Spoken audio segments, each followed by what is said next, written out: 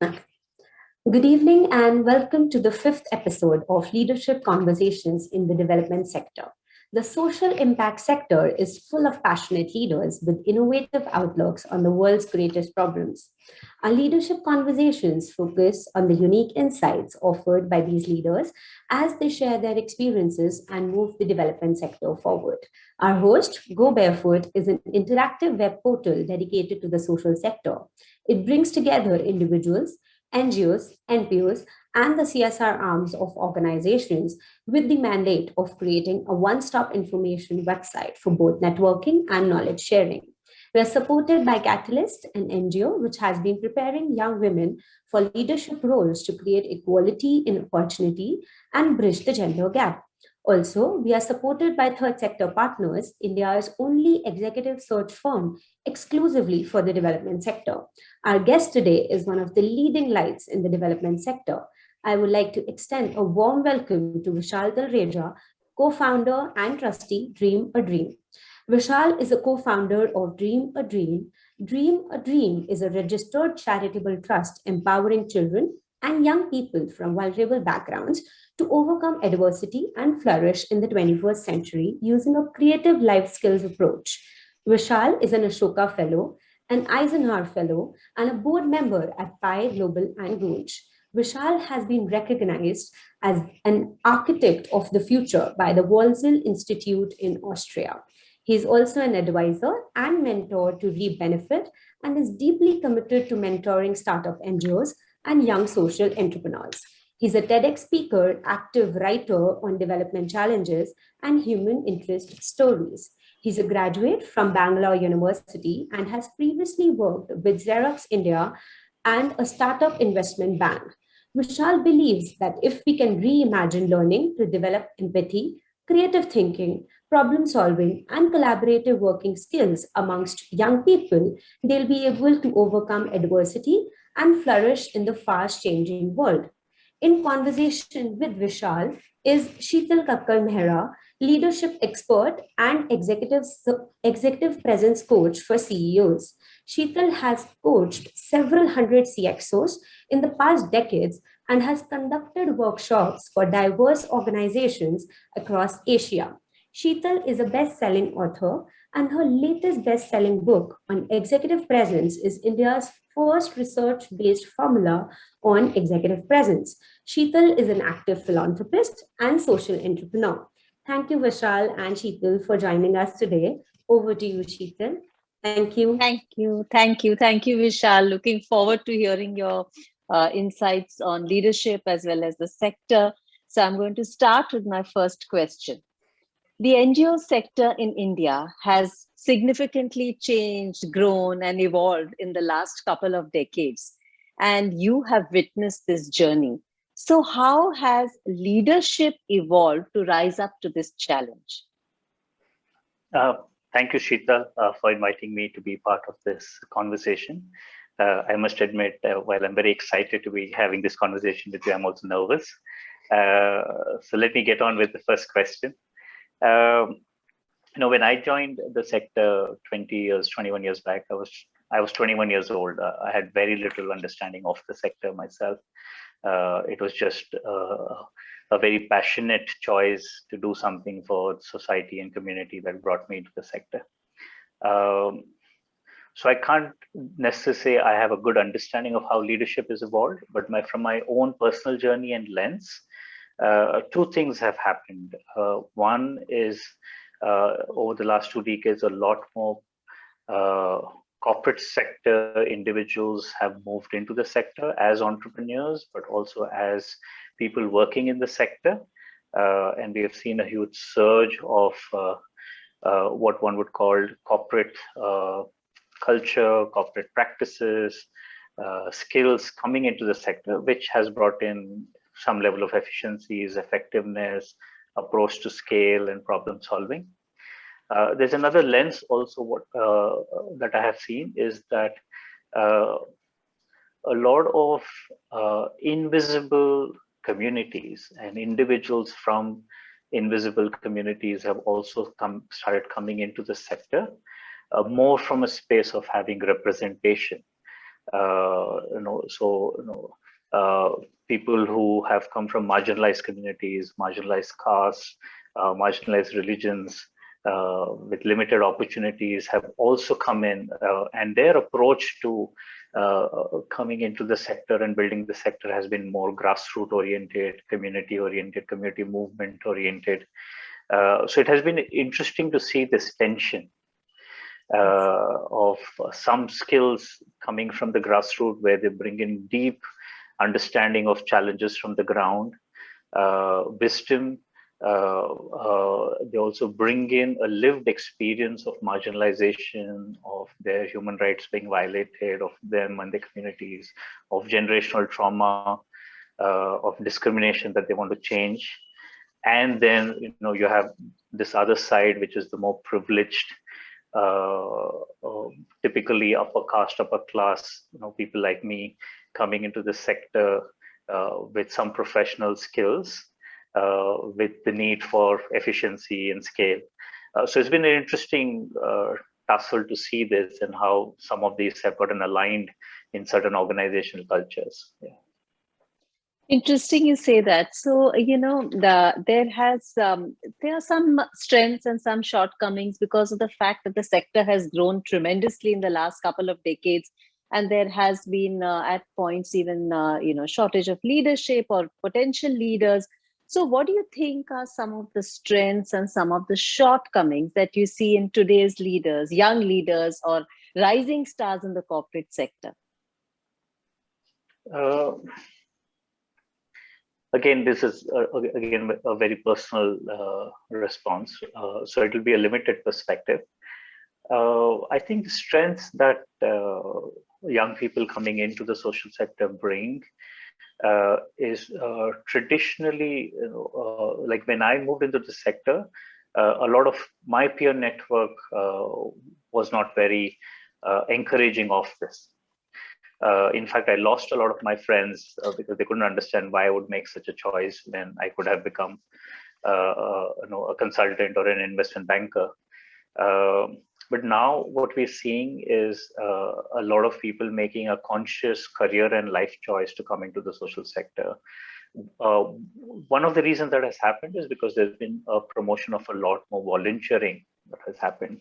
Volunteering that starts at the school levels, happens at the university level, higher education level, happens in your early corporate career, which gives you a sense of what's happening in the sector, gives you a sense of going into the field, understanding issues, and then kind of pushes you to think about your own purpose in life and who do you want to be and how do you want to show up in the world.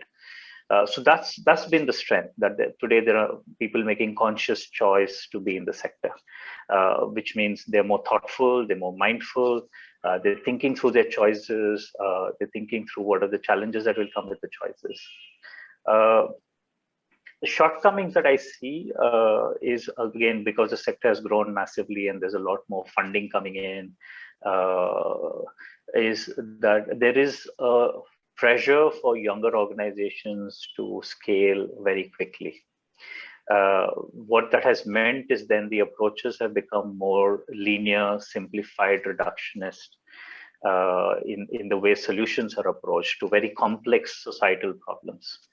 One of the things that worked for me when I came in is that I had 3 to 4 years to deep dive into understanding the complexity of the challenges that I was trying to address. And I continue to do that over 2 decades. If you ask me, am I learning new layers of the problem that when we work with young people, I am. And that's how complex the problem is. So I think the shortcoming that's showing up now is in this fast-paced approach to solutions and scale. We might actually be doing more damage than really solving some very complex problems. And to solve complex problems, we need to be in communities, we need to experience those challenges, we need to listen to communities, we need to listen to the wisdom of these communities.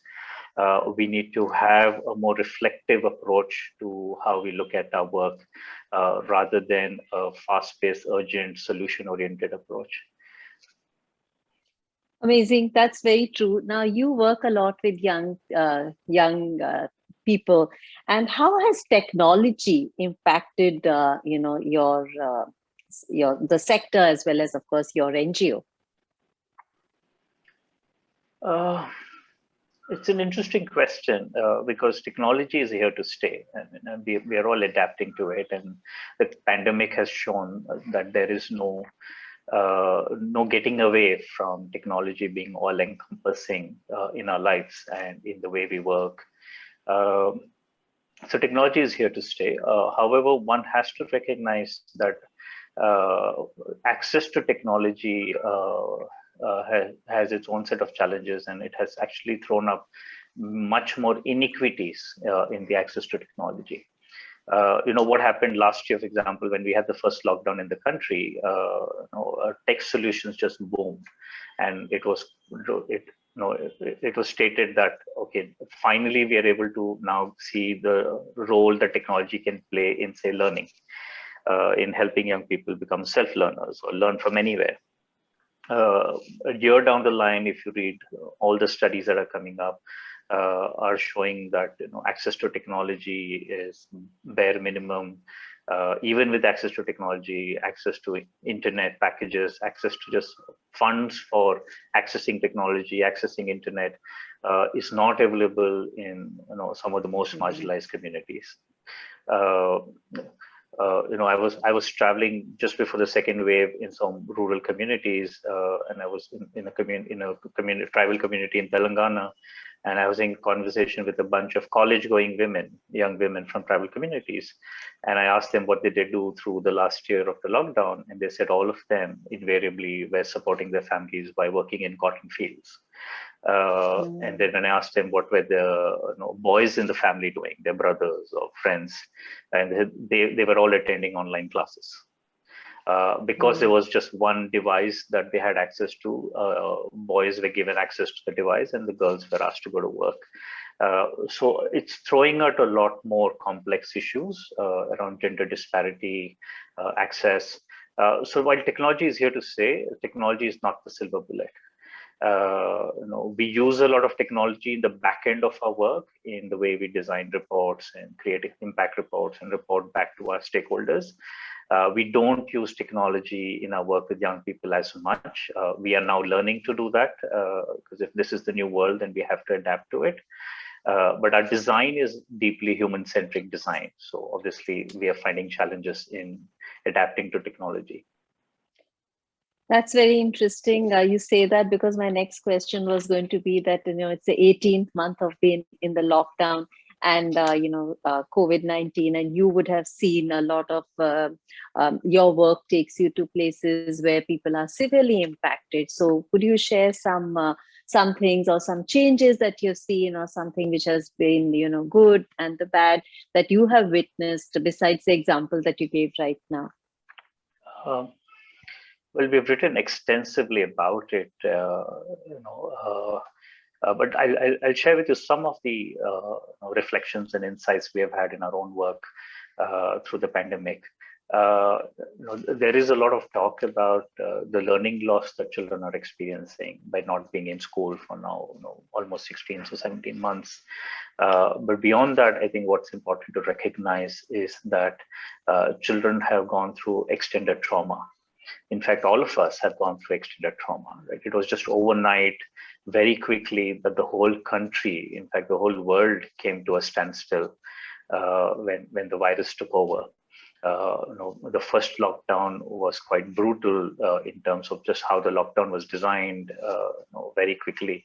So it didn't give people enough time to prepare for it. And, when we reached out to young people in our programs and started trying to understand the impact it's had on them, the impact has largely been around anxiety, stress, confusion, lack of information, misinformation, fake news, young people asking us questions around, I'm worried my parents are going to die, so what's going to happen to me if my parents die? We've had instances of young people dying by suicide because they couldn't attend virtual classes because they didn't have access to devices. We've had young people who are very, very good with their education, completely losing hope to complete their education or even continue their education. Of course, we have heard of cases of early childhood marriage, child trafficking has gone up. So, it's all there to see. And none of this was caused because of the pandemic. these inequities, these structural challenges existed in the system even before the pandemic. The pandemic just opened it up and showed us how deeply filled with inequity our country is and our society is, and how much it matters where you're born, in what family you're born, what religion you're born, what caste you're born in, to have access to opportunities. I was listening to a bunch of educators. So, the Minister of Education in Sweden, for example, she was sharing that when they went into lockdown, they said schools will be the last to close and the first to open. Now, that coming from an education leader was so important. But here in the last 18 months, we have not had a single political leader address children and young people, actually talk to them about the pandemic, about the trauma that they're experiencing, and giving them some sense of hope, other than when we are talking about examinations. True. That's very true. You say that. So I'm just going to change tracks a bit, and the divide between the social and the corporate world is breaking, as well as, of course, your work requires working with corporates as well as the government segment. And what are some of the systems and processes that you have taken? If you could share your views on that from the corporate as well as from the government sector.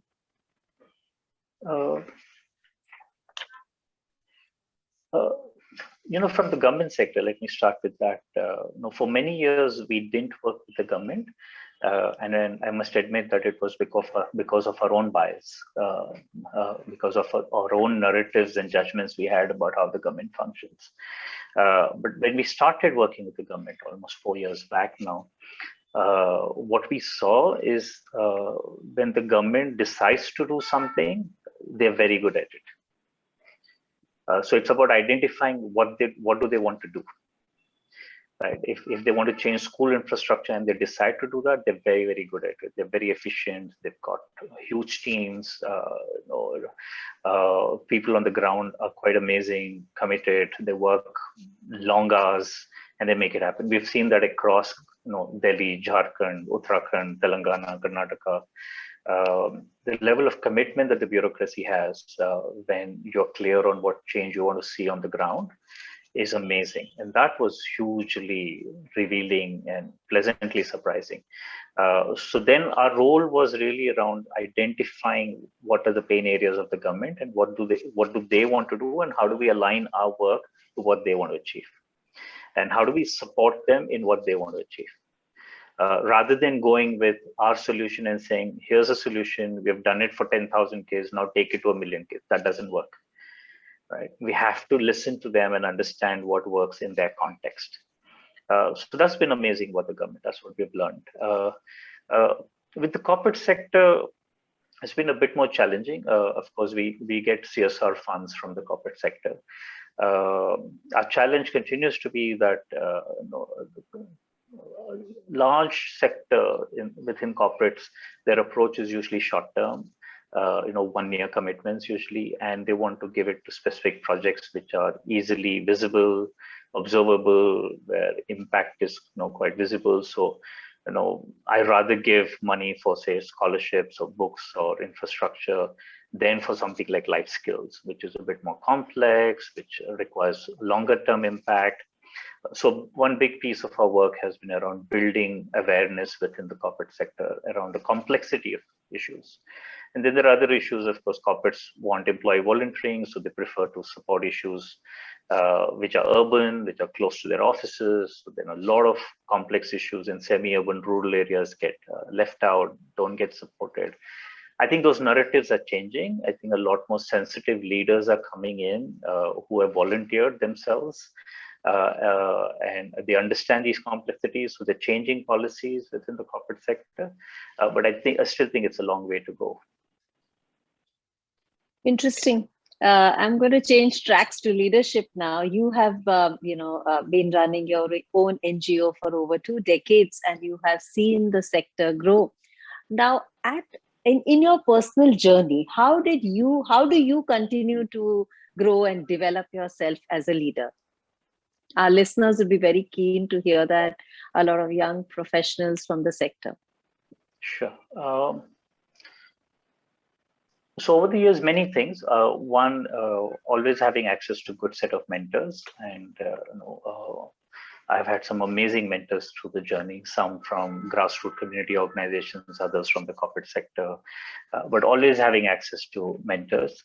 The second, something that I did very early on as a commitment, personal commitment, was that every year I choose a certain learning program which pushes my personal and professional growth.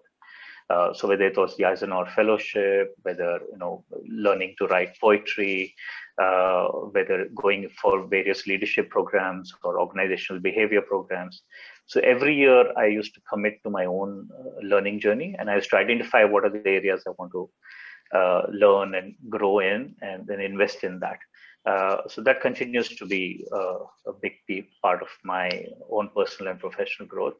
The third is spending time in communities and actually doing the work, which has become difficult over the years as the organization grows and people grow, but always ensure that I am on the ground, spending time with young people, talking to them, listening to them, understanding what are the insights they're giving me about how the world is changing for them, and how are they looking at the world themselves.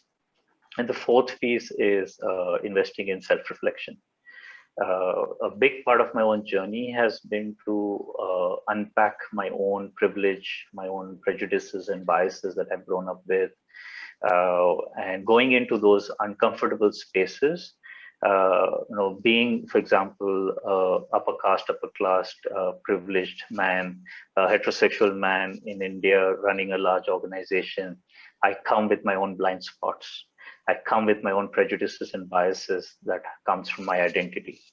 And learning that those identities don't impact the choices and decisions we make for the organization, for the work, and doesn't leave out some people along the way, has been a big piece of my own personal growth.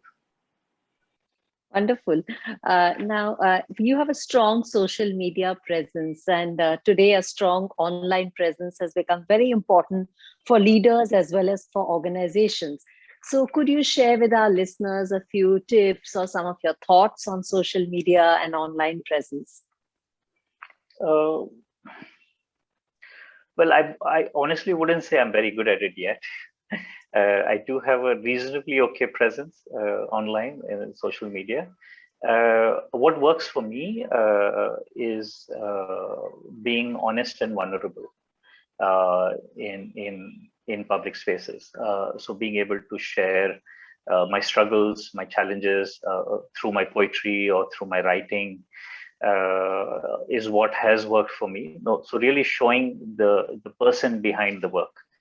When in the first few years of the organization, because I was so young, I got a lot of media attention for who I am, but I hadn't really done any work on the ground. Right? But just because I was young and doing this work, there was tremendous media attention, and in the initial years that got to me, and I really thought I was very cool.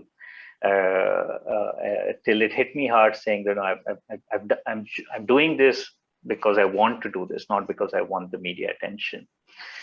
So then over the last few years, it's become a lot more intentional about how do I show up in online spaces?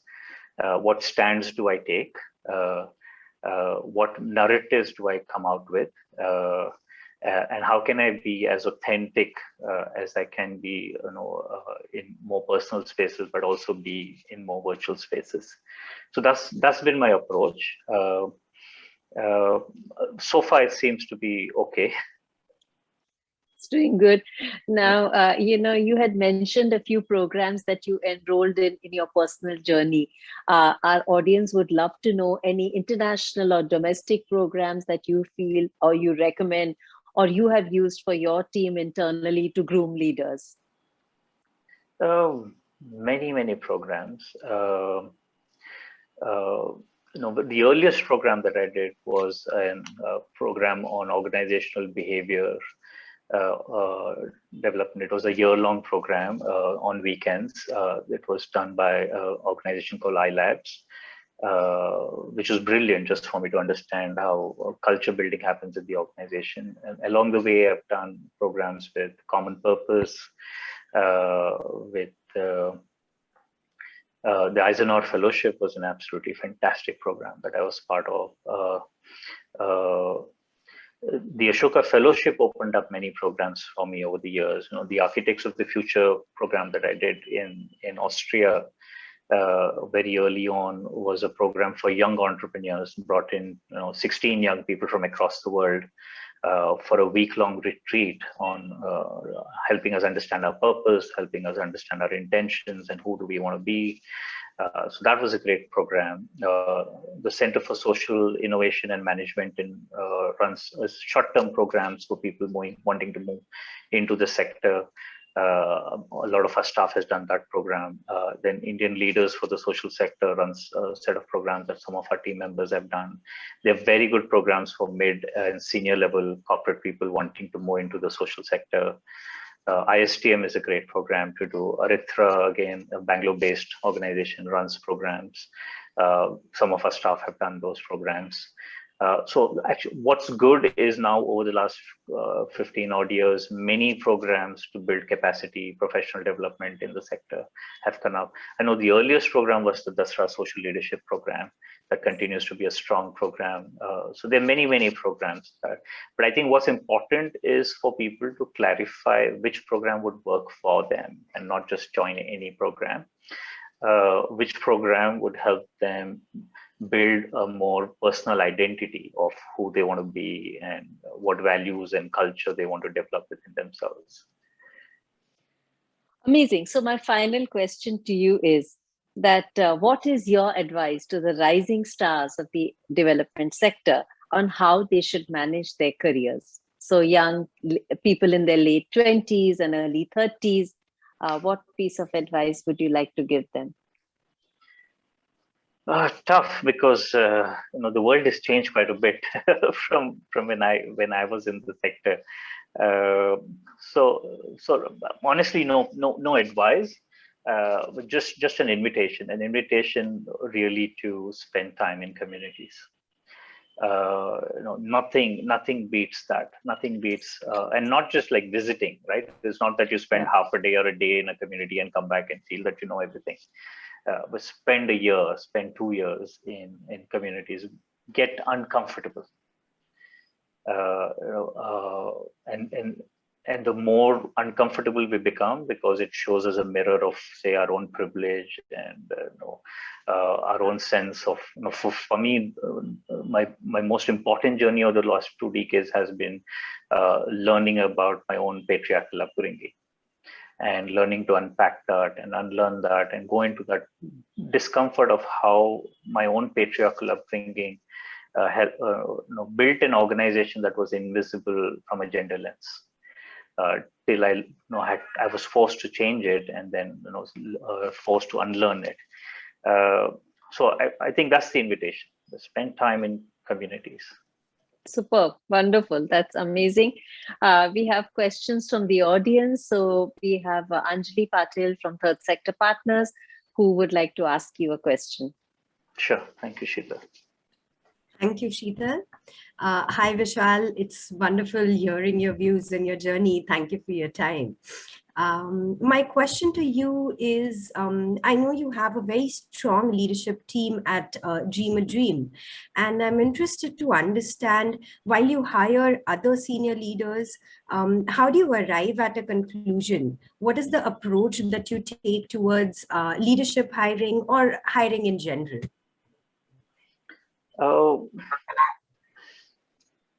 So, in 2012, we developed something called a people philosophy document for the organization. Before that, I must say, we were not very good as an organization that could hire and retain talent. Our attrition rates were very high. We were struggling to keep high quality talent in the organization. And that was largely to do with some of the cultural practices. So when the people philosophy document came in, which really focused on 3 value systems of trust, dignity, and accountability. I trust myself to play the role that I've signed up for, and I trust you to play the role that you've signed up for. I'll hold myself accountable. I'll hold you accountable, and every role has dignity. Now, this fundamentally changed our approach to how we looked at people inside the organization. Our practices, our policies, everything shifted. Our performance appraisal systems, our salary grading structure, our leave system, everything shifted. And since then, over the last 8 years now, our attrition rates have been under 10% year on year. So what worked for us is, one, being able to clarify what are the values that we want to drive into the organization, and how do we then translate those values into specific systems and policies, that they don't just become values that are put up on the whiteboard and good to look at, but actually translate that into systems and policies that work. And that has led to then actually hiring being very, very difficult at Dream Dream. Because what we hire for is values, not so much for skills. So then being able to then clarify values takes a lot of time, which means, especially at the senior level, when we're hiring, sometimes people say we take up to 6 months to hire a person at the senior level, which also means that we want this person to go spend time on the ground, spend time with young people, spend time with our teams. So hiring is a bit more complex at the organization, but a lot more intentional, which is why then when we hire, people then tend to stay with us for much, much longer. And that also works for us, honestly, because we chose to be a smaller organization. Right? When you're an organization of 100, 110 people, it's possible to be this intentional. If you're an organization of 3,000 people or 10,000 people, it becomes a bit more difficult. Not impossible, a bit more difficult. Thank you. Thank you for your...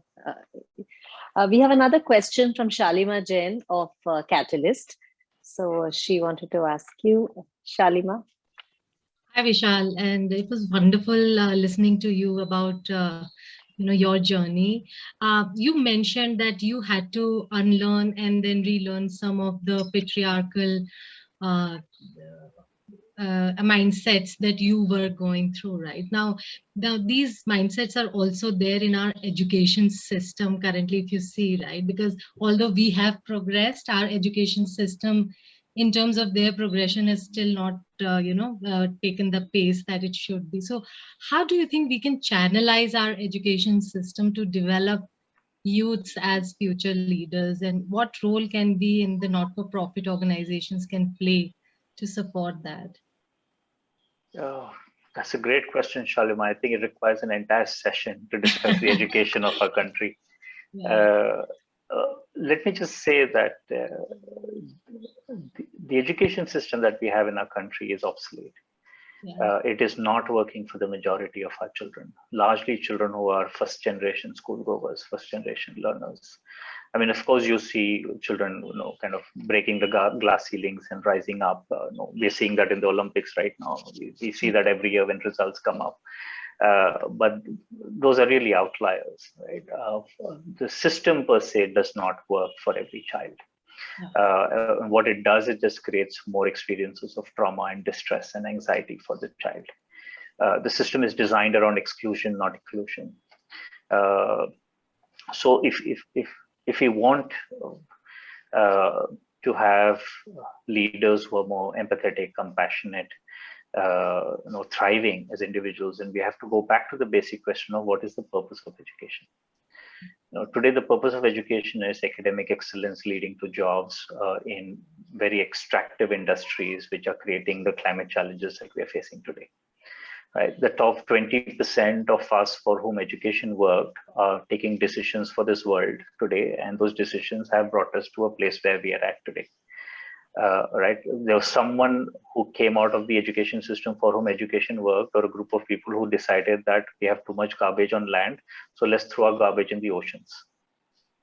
Right? Whereas fundamentally, that's wrong. Right? It couldn't have been an uneducated person who did that.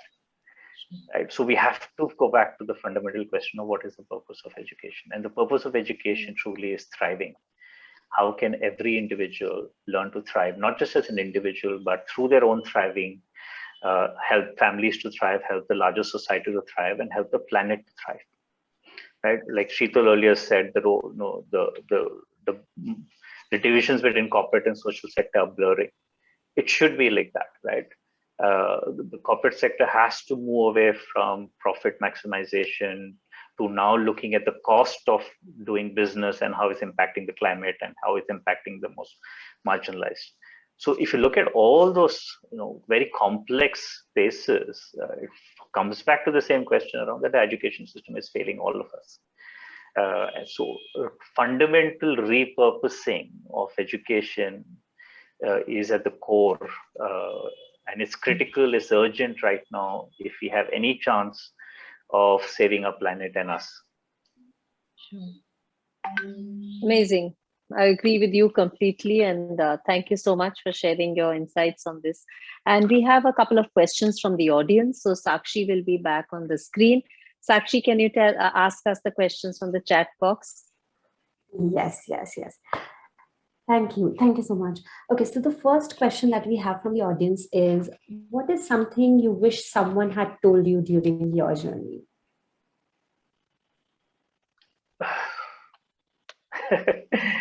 I wish someone had told me that this is going to take a lifetime or possibly multiple lifetimes for us to solve some of these complex challenges.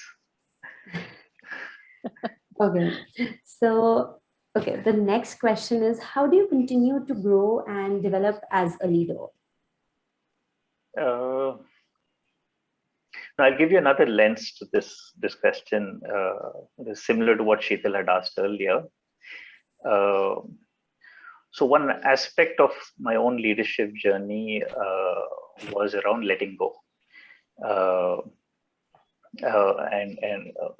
Again, being a man who's been told all through growing up that you're the special one and you weren't going to be successful. It's kind of wired inside us that we always have to have control over our lives, over other people's lives, over society, over the world.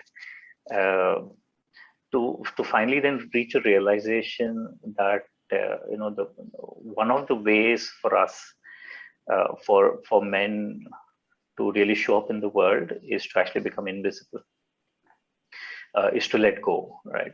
Is to let go of control, is to let go of power, is to let go of the need to show up and be successful. So that's been my journey in the last few years and still in the process. But again, spending time more in our inner journeys and some of our inner questions is so important for us as leaders, especially men who spend so little time on reflection and so much time on going out there and just trying to solve problems in a very linear, reductionist way. So that's one of my own personal leadership journeys. Superb. You put it in such a nice, humble way. I'm sure the men in the audience are going to reflect after this conversation. So do we have any more questions, Sakshi? Yeah, actually one more. So, as you talked about being vulnerable on social media, there's one question that is related to that. How do you feel traits like empathy and vulnerability play a role in your leadership? A lot. That's the only thing that matters right now. All of us, right? I mean, again, this pandemic has shown us that one single crisis in the world like this can create so much anxiety and trauma. The trauma is going to have generational impact.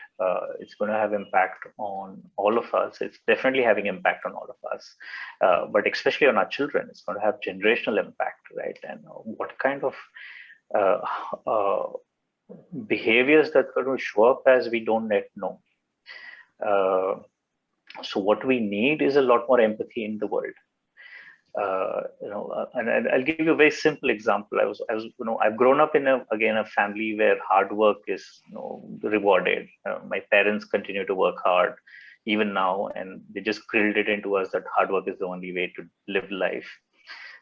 Which meant then the culture I built in the organization in the first decade was all based on hard work, working 7 days a week, sending emails to the team at like 3 a.m. in the morning and expecting a response at 6 a.m. Being very hard on myself and on the team. It was a culture that led to burnout, led to my burnout, led to the team's burnout, led to just tremendous distress in the organization. But it didn't necessarily create better impact for young people. But now in the last decade, the shift has been really valuing people's lives, especially now in the pandemic, right? I mean, if you and your family are in distress and trauma, and you're expected to show up at work, even if it's virtually, we are not being empathetic towards each other. We're not investing in each other's well-being and mental health. And that's what's needed right now, right? For us to really just slow down. As a society, we need to slow down and really just reconnect with each other. So I think empathy and being vulnerable plays a very critical role in leadership now and ever so more in the future. Wonderful. Thank you so much. We've run out of time, but we still have more questions. We can send them across to you. And thank you, Vishal, for sharing such wonderful insights. And I'm sure our audience have benefited tremendously from your views. And a big thank you to our viewers for joining us today. So stay safe, and we look forward to connecting with you in the next session. Thank you. Bye. Thank you, Shital, and thank you everyone for inviting me.